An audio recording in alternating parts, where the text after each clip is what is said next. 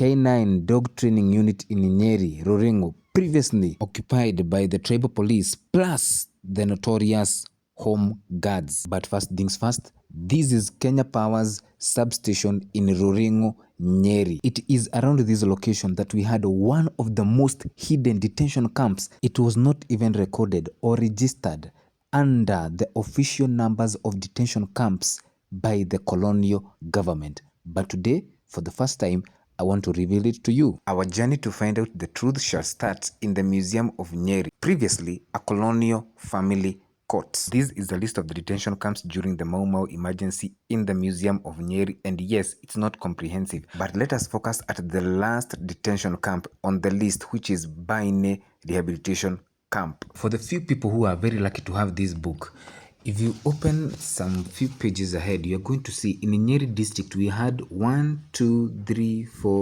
6 detention camps. This is sheet 2. We have a sheet 1. We also have a sheet 3. There it is. And I guess we have a sheet 4. We don't have the Mbaa-Inĩ detention camp. But when you read this book, which is written by another who was in the forest, you are going to find there is Mbaa-Inĩ. So we can have a read a little bit. The following is a list of those camps we specially feared. Now he goes ahead and gives out those detention camps, including Mbaa-Inĩ. So why did the colonial government omit that detention camp? We are going to use this picture still from the same book, and as you can see, this picture is from the National Archives of UK.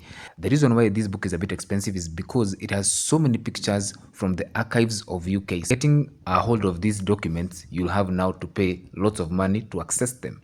Now, as you can see, this is a detainees concert in 1954, and this is a rehabilitation camp, just like Mbaa-Inĩ rehabilitation camp as it was. In here, you can see the detainees are dancing, they are having fun, they are doing these kind of instruments, zile za kina HM, they are doing the karingaringa. You see, we have some guitar. So these people, wakitoka, I think this person is even smoking. So you can see, truly they are having some sort of fun in a detention camp.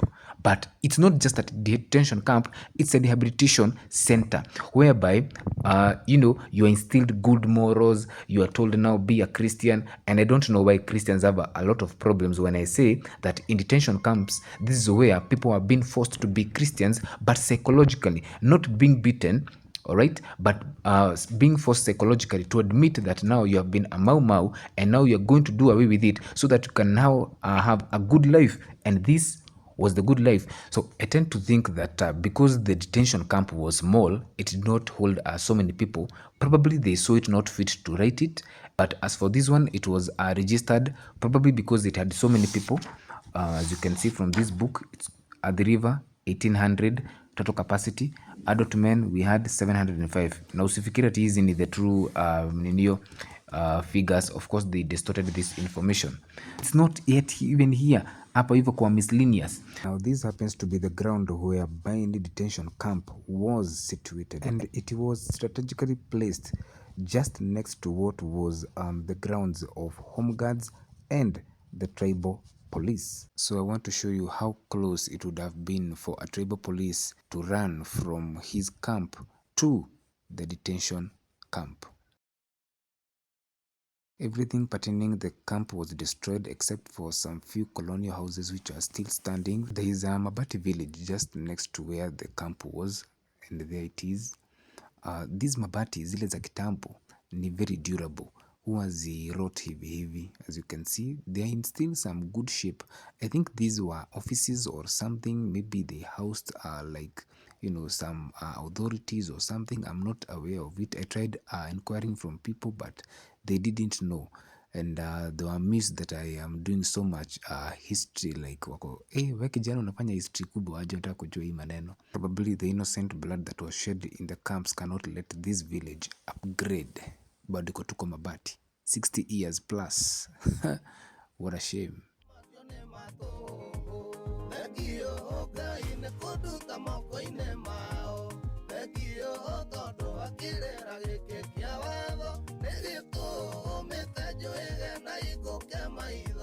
Naka amenya maeni mothe mamoro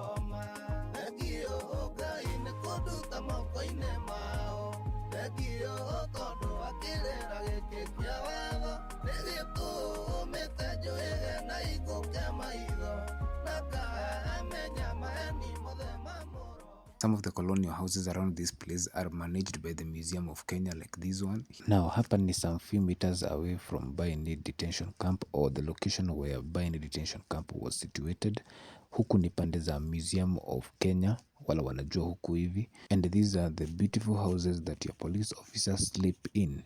When they hear that you are routing, remember they come from this place.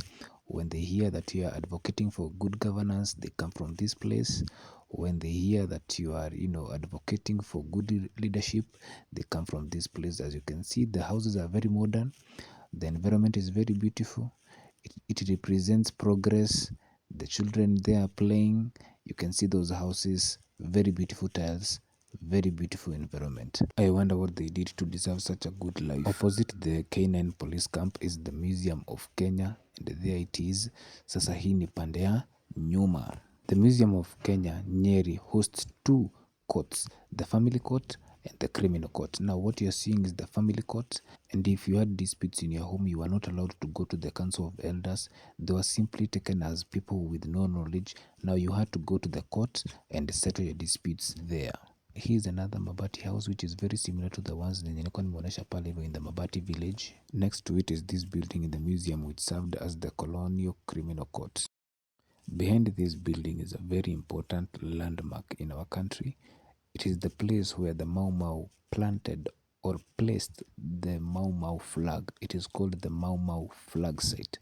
It's directly opposite to Rurengo Stadium, and it's one of those places in Kuja in our forthcoming excursion.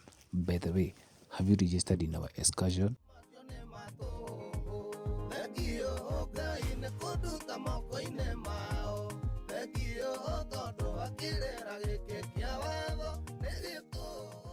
I bet the county can do better in preserving that place, because in the state that it is right now, it is not a very good, something to be proud of.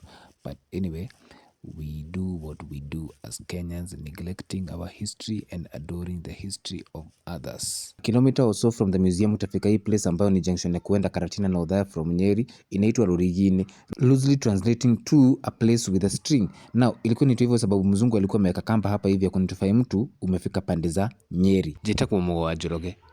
Ginyege muthenya ungi Ngai njega.